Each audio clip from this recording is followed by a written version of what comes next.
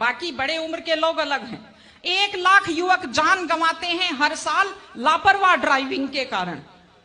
आप सोचिए, 25 साल लगते हैं एक बच्चे को पालकर बड़ा करने में, और 25 सेकंड में लापरवाह ड्राइविंग के कारण वो लाश में बदल जाता है। क्या बीतती होगी उस मां के ऊपर जो अपने जाते हुए बेटे की पीठ देखती है और आते हुए बेटे का मुंह नहीं देख पाती।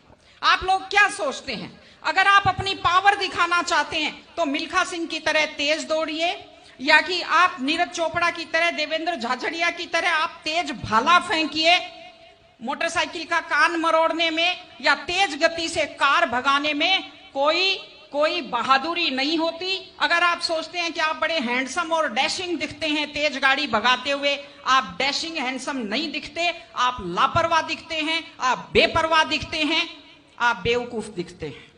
इसलिए कम से कम सड़क पर जब भी गाड़ी चलाएं, आप ध्यान से गाड़ी चलाइए। आपकी जिंदगी आपके माता पिता की भी है।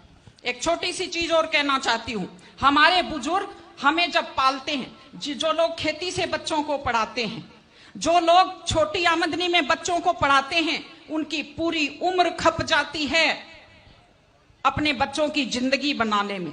और उसके बाद दुख का विषय है, बड़ा पीड़ादायक सीन मैं कई जगह देखती हूं कि एक माँ बाप मेहनत करते हुए हाथों में आइटन पड़ जाते हैं, एड़ियां फट जाती हैं, कपड़े मेले फट जाते हैं, और उसके बाद जब बेटे को पढ़ा लिखा कर तैयार करते हैं, उसके बाद पढ़ी लिखी बड़े घर की थोड़ी बेटी आ जाती है तो माँ बाप की तरफ ध्यान नहीं देते।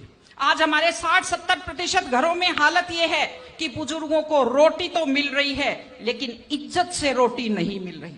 इस चीज को बदलने की जरूरत है। माँ बाप, मैं आपसे कहती हूं, जैसी भी परिस्थिति होती है, माता पिता आपको राजकुमार की तरह पालते हैं। आपकी भी ड्यूटी है, जैसी आपकी हैसियत है, बुढ़ापे में उनको बादशाहों की तरह से रखिए, उनकी सेवा कीजिए, उनका सम्मान कीजिए। इस तरह से माता पिता की सेवा कीजिए। वो अपनी जिंदगी आपके लिए कुर्बान कर देते हैं। और माताएं बहनें बैठी हैं, एक छोटी सी लास्ट बात जो मैं कह रही हूं, बेटियों को समझदार बनाइए, बेटियों को बेटा मत बनाइए, क्योंकि बेटे तो लापरवाह होते हैं। बेटियों को समझदार बेटी बनाइए। जब वो घर से बाहर जाती है तो उसको समझाइए कि वो साथ अपने घर की इज्जत लेकर के जाती है। बेटियों को समझाइए कि कैसे लोग मीठी मीठी बातों का जाल लेकर शिकारियों की तरह से घूमते हैं। और अपनी बेटी को संस्कार दीजिए कि वो जिस घर में जाए अपने सास ससुर की सेवा करे। आजकल मैंने नया ट्रेंड देखा है, बेटियां माँ मम्मी की तो बहुत चिंता करती है लेकिन सास की चिंता नहीं करती हैं। ये गलत चीज है।